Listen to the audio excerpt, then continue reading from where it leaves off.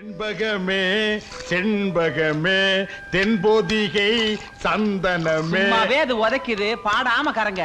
உனக்கு கொடுத்த வேலை பாரு. சாணி உருண்ட முடி. தேடி வரும் என் மனமே தேடி வரும்.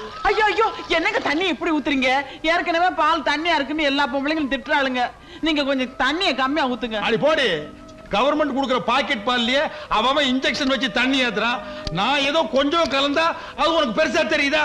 4 காசு சம்பாதிக்க விட மாட்டேங்கிறாங்க பொட்டச்சிங்க. ஐயா இத வரேன்பா. ஐயா நல்லா குத்தி பார்த்துட்டேன். மெயின் லைன்ல அடப்பு இல்ல. உங்க வீட்டு லைன்ல தான் அடப்பு இருக்கு. எங்க அடப்பு இருக்க உடுப்பா. ஒரு வாரமா வீட்டுல குடுத்தன இருக்க முடியல. ஒரே நாத்தம். பாரு உள்ள இறங்கி நல்லா சுத்தமா எடுத்துரு. நியாயமா என்ன உண்டோ அத கேளு, நான் கொடுத்துறேன். ஐயா உள்ள இறங்கி தான் சுத்தமா எடுக்கணும். நிறைய வேலை இருக்கு. ஒரு 50 ரூபா கொடுத்துருங்க. என்னது 50 ரூபாயா? டேய் இந்த கக்கூஸ் கட்டுறதுக்கே எனக்கு 50 ரூபா தான் செலவாச்சு. அடப்படுக்கிறதுக்கு நீ 50 ரூபா கேக்குற. இந்த பாரு கண்ணா, உனக்கும் வேண்டாம் எனக்கும் வேண்டாம். 2 பேரும் நியாயமா போயிடுவோம்.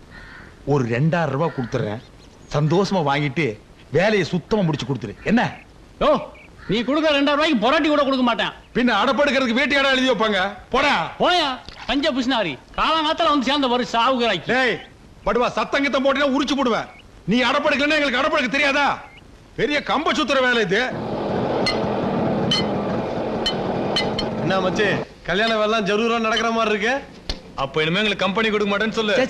அதுக்கு என்னடா சம்பந்தம்? நாம எப்பவுமே ஜாலியா இருப்போம்டா. பாய் பாய் பாய்.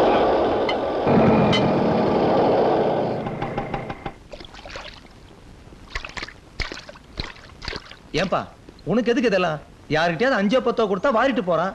அதெல்லாம் எங்களுக்கு தெரியும். ஒரு கல்யாண மாப்பிள நேரத்துக்கு வீட்டை விட்டு போனவன் ராத்திரி எல்லாம் எங்கடா சுத்திட்டு வர்ற? அதுப்பா நானும் என் ஃப்ரெண்ட்ஸும் சேர்ந்து ஒரு எக்ஸ்போர்ட் வியாபாரம் ஆரம்பிக்கிறோம் சொல்லிட்டு இருந்தால, அது லைசன்ஸ் விஷயமா தான் அலைஞ்சிட்டு வரேன். டேய் நீ தான்டா என் புள்ள. இந்த வீட்லயே வியாபாரம் மைண்ட் உனக்கு ஒருத்தருக்கு தான்டா இருக்கு. டேய் சொல்ல மறந்துட்டேன். மதுரையில இருந்து பொண்ணு வீட்டுக்காரர் வந்திருக்காங்க. உனக்கு ஏதோ துணி எடுக்கணுமா? ஒரு 4-5 கோட் சூட் வாங்கிக்க. மழை காலத்துல எனக்கும் போட்டுக்கிறதுக்கு உதவும் இல்ல. அப்படியே அதுக்கு உண்டான பனியன் ஜட்டியும் வாங்கிக்க. சரிப்பா. டேய் கூச்சப்படாம கேளு. என்னங்க எனக்கு 2 வாங்கிட்டு வர சொல்லுங்க. என்ன ஜட்டியா? பின்ன நாங்க 2 பேரும் என்ன பேசிக்கிறேன்னு தெரியாம குறுக்க வந்து எனக்கு 2 வேணும்னா நான் என்னடி சொல்றது? என்னமா வாங்கிட்டு வர சொன்னீங்களே. போடி போய் பக்கெட் எடுத்துட்டு வா. திண்டு சும்மா தான் தூங்குற. சாக்கடை எடுக்கணும். போயிட்டு வாடி. எந்த பக்கம் அடைச்சிட்டு இருக்குன்னே தெரியலையே.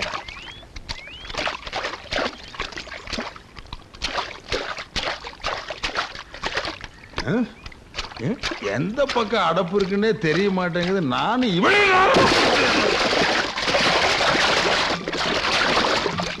என்னமோ எங்க அந்த மனுஷனை காணா? என்னங்க என்ன? ஐயோ ஐயோ என்னங்க என்னங்க?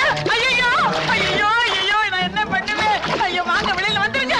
ஐயோ என் புருஷன் உள்ள போயிட்டாரே, நான் என்ன பண்ணுவேன்? ஐயோ ஏ சுரேஷ், அடே யாராவது வாங்கடா. உங்க அப்பா உள்ள போயிட்டாரா? சாக்கடைக்குள்ள கிடக்குறாருடா. நான் என்ன பண்ணுவேன்? நாளை முதல் குடிக்க மாட்டேன் சத்தியமடி தங்கம். யாரு சாக்கடையை திறந்து வச்சது? இந்த வீட்டுல யாருக்குமே பொறுப்பு கிடையாது. எல்லா வேலையும் மூத்த பிள்ளை நான் ஒருத்தன் தான் செய்யணும். இப்போ ஓகே ஓகே ஓகே. ஐயோ ஐயோ ஐயோ அட பாவி, உங்க அப்பா உள்ள இருக்காருடா. உசுரோட வச்சு மூடிட்டே. ஏடா தூக்குடா தூக்குடா தூக்குடா. என்ன ஆனாரோ தெரியலையே. என்னங்க என்னங்க? ஐயோ ஐயோ என்னங்க நாஸ்தி ஆயிட்டே நைனா. ஆஸ்பத்திரிக்கு தெரியலையே. ஐயோ ராசா, இப்படி தெரியாம ஆயிட்டீங்களே. நான் என்ன பண்ணுவேன்?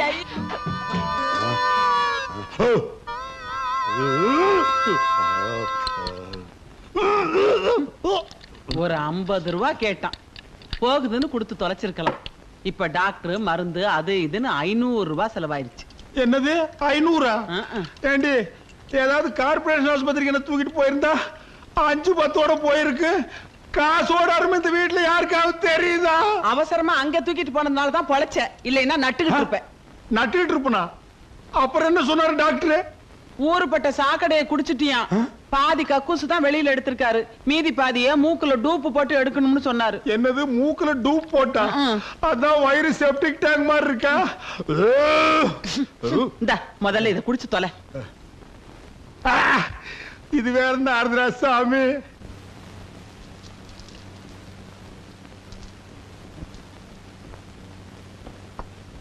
போடா. அப்பா என்னடா சம்பளம்? என் சம்பளம் 2500 ரூபா, என் ஒய்ஃப் சம்பளம் 4500 ரூபா. இந்த வீட்லயே அதிகமா சம்பாரிச்சு கொடுக்கறது உன் பொண்டாட்டி தான்டா. அதனால தானே ஐயர் பொண்ணா இருந்தாலும் பரவாயில்லன்னு லவ் கல்யாணத்துக்கு ஒத்துக்கிட்டோம். அப்பா நான் வரேன்.